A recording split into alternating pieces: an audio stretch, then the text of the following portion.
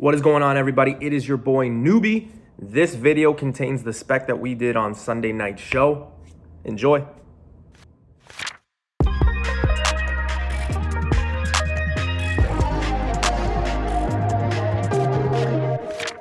This is Newbie Spec of the Week.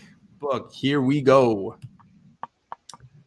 Mega Man #1. Oh my, if you've ever played a video game and you were born in the 80s, you always went to Blockbuster or wherever and you picked up this game to rent, because that's what we did back then. We rented. Every Thursday night, my mom would give me $8, and Thursday night you would be able to go to the movie store and rent a game for Thursday, Friday, Saturday, and return it Sunday afternoon. This is one of those games that it made me want to throw my controller at the screen, just because this was one of those games that's notorious for being difficult. Yeah. This is a hard book to find too. I will say that. Like I had some issues finding it. I think it's got a lot of potential in the sense that, like that 90s nostalgia, video games, all that stuff. I think that we are entering a point where, like, G.I. Joes, Transformers, Super Mario's, all that stuff, video games, that 90s nostalgia is going to have a big place in collectibles and things like that. It's not a bad idea. Like, you guys have seen me pick up Knuckles. Spoiler alert, I'm in the process of picking up first Tails from Sonic. Like, nice. There's just a lot of things that I'm looking at some trends and things like that. This is a sleeper book, especially if they make a movie. Look at the success that Sonic had. And you said you weren't even a big fan of the Sonic movie, right? No. All right. Next book #2 on Newbie Spec. That was a good first pick. Yeah. This is one of my favorite Fantastic Four books and covers, to be honest with you. But we got Fantastic Four 245.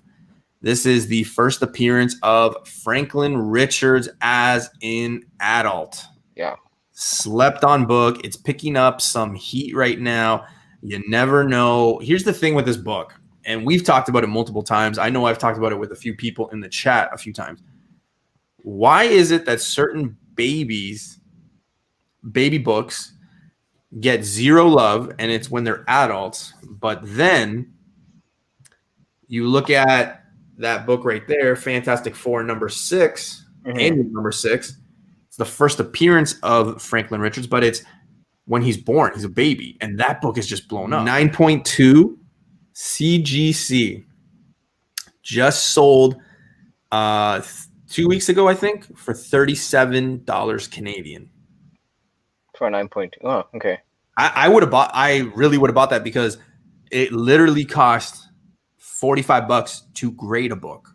Yeah, and you're right. It's one of those things. It's almost like the same thing with, like, sometimes certain characters' cameos are worth more than their full appearances, and vice versa. I said if it's only like $6 to $10, this is a safe. It's almost one of those gambles that that you're not gonna have to bet the whole house on. Just know that there is a lot of people out there collecting it, so jump on it if you see it. And Newbie, this could be also a situation where, let's just say, if the market continues to decide that your Fantastic Four annual is the book, at some point, like when the Fantastic Four hit the MCU, that book might start hitting a price point where it might be out of reach, and then this might be the book that it's always like, they always go for the next best thing. This could have like that trickle down effect also. If Fantastic Four Annual 6 gets out of hand, I think that people will start picking up these other appearances of Franklin, and you can't go wrong with Franklin as an adult. It's just something that I personally think we're going to see it. I think we will see Franklin. All right. Third book on Newbie Spec of the Week is another Fantastic Four book. Fantastic Four #265. The importance of this one is She-Hulk joins Fantastic Four. This could be something. I mean, team-ups sometimes pay out. It depends on the character and how popular it is. But let's face it. Look at what WandaVision did for those characters. Look at what Falcon and Winter Soldier is doing. And we've only just had one episode. If She-Hulk is a success, they might say, hey, you know what? Let's put her in a movie which I think that they're going to do with Moon Knight anyway and some other characters, and that's the opinion of other people as well. Raw copies selling between $3 and $10. Now, again, some team ups don't necessarily translate to a good payout if you're looking at it from a investment and flip purpose, but I think this one is a solid one. Do I think this is $1,000 book? No, I don't. I won't say that. I won't commit to that. But if you can find this book for like $3 to $5, I mean, who's to say that it's not a 30 to 40 buck, $40? I mean, I like this pick a lot just because you kind of touched on it, how, you know, when a show is about to approach or when a movie's about to approach, collectors tend to want to buy books close to the release date, you know, surrounding that book. Whereas, you know, the smart play, if you want to pay the lowest amount for keys for these upcoming franchises, look for something that's coming, you know, down the horizon that, you know, isn't imminent yet. Like you mentioned, this one's only going to come out next year.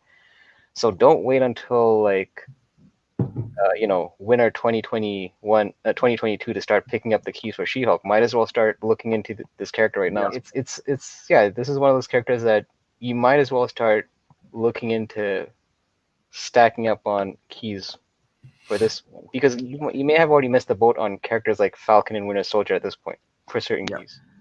Newbie Spec of the Week, book number 4.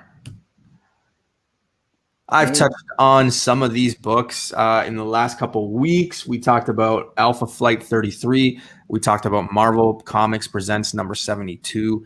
Just all that Weapon X stuff. This is the first appearance of Sasquatch. This one I recently picked up. Yeah, raw copies are selling for $5 to $20 depending on condition. This one, I will tell you guys, I've been in shops where they sell this book for $21. I've been in shops where they sell this book for $1. There's a lot of these out there, so make sure don't just pick any one. Like, make sure you're getting them in high grade. Try to get those 9.4, 9.6. Obviously, 9.8 is the goal. I think this one has a lot of room to grow. Well, I don't even think a lot of people knew about this first appearance of, is it SAQ or just SAC? I just put it's Sasquatch. I just put that because I didn't want to spell it. And this is the case because it was like in the early 80s. Like, the newsstand copy is actually a lot more prevalent than the direct edition. So yeah. And Alpha Flight is one of those groups that people have kind of been low key specking on that team might appear in the MCU at some point. I don't see them appearing like in the near future, but you know, possibly some of the characters may be introduced down the line. You never know. But it's like I said, it's best when you buy these when they're kind of at that low. You don't want to start picking these up when they start heating up. So Newbie Spec of the Week, book number 5. Hear me out. This looks familiar. Hear me out. Yeah. We all know what this is, depending on what side you are. This is either the cameo of Gambit or it's the first appearance. You can have that debate. I am nobody, so I'm not going to debate. It's everywhere. That's the point. It's everywhere. The fact it's everywhere, I've seen it. Ask Key Issues. I have seen this book in dollar bins pretty much everywhere I go. A lot of them in high grades. I've never paid more than $30. And I've got about 4 of them graded. I've had some in 9.4, 9.6. I've sold them. I've flipped them. All of that. Here's the thing. Hyper, what did I say the next era should be called? Jokingly, of course. Next big thing, the next best thing. What was it? Bingo. What are people going to do when Uncanny X-Men 266 is out of reach? Mm-hmm. What is the next book they are going to go to? This one. Yeah. They will go to this one. Yeah. A no-brainer for me, but I think it's just one of those books that people see too much of, and it's not out of sight, out of mind. Like, they see it everywhere, and they're like, oh, I see this book everywhere. Well, guess what? At one point, people saw ASM 300 everywhere. We get Gambit. Because let's face it, Uncanny X-Men 266 right now in the 9.8, it's reaching 11 to 1,200, I believe. Wow. No confirmation on cast. No nothing. You know, like, there's nothing. And you know what? I mean, what's also helping that Uncanny X-Men 266 is Gambit's actually on the cover. And we've seen how The thong cover. It is the thong cover. Yeah, man. I mean, this is a situation where um I was like, I was gonna agree with somebody saying that, might as well grab them both if you can. But now you're telling me it's like $1,200 for a 9.8. But Yeah, I still, yeah. I mean, I still think that you could still find 266 at a reasonable price if you looked hard enough. Like maybe raw copies that you could possibly grade, but because Gambit is still under the radar for the most part, you could.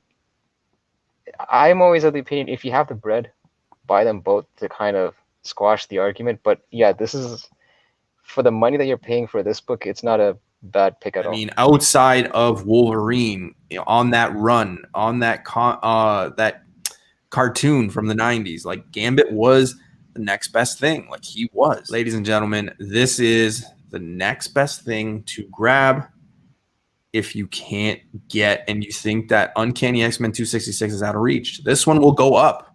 All right. That was the newbie spec of the week.